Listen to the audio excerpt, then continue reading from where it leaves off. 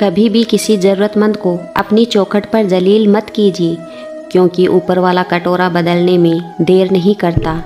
हद से ज़्यादा सीधा होना भी ठीक नहीं, क्योंकि जंगल में सबसे पहले सीधे पेड़ों को काटा जाता है।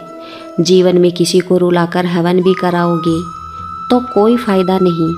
अगर रोज़ किसी आदमी को हंसा दिया तो आपको अगरबत्ती जलाने की भी ज़रूरत नहीं। खुशी और हंसी स्थायी नहीं हो सकती। अगर आप अंधेरे में डूबे हुए हैं तो आप रोशनी की तलाश क्यों नहीं करते।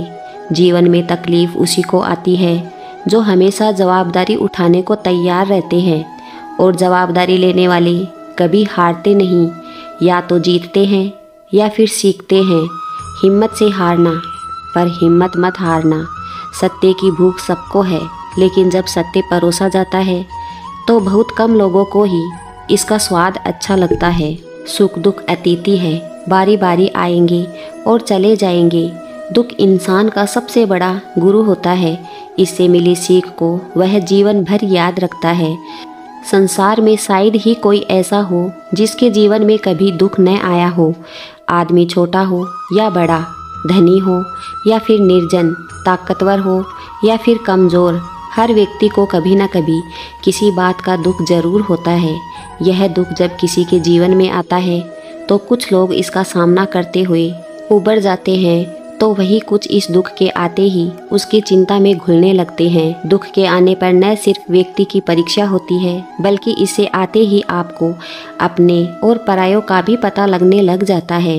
एक बार दुख ने सुख से कहा कि तुम बहुत भाग्यशाली हो, लोग तुम्हें ही पाना चाहते हैं।